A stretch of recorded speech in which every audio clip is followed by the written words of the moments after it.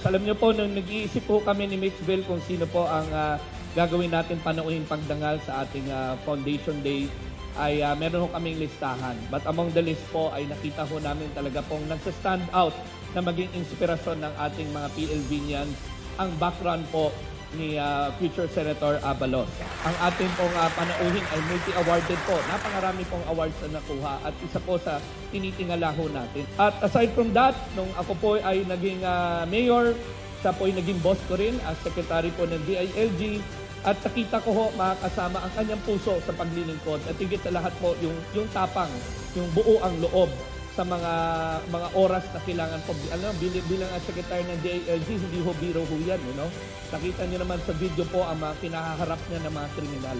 At kailangan po ng isang matatag na tao sa isang posisyon na tulad ho ng secretary ng DILG. So without further ado,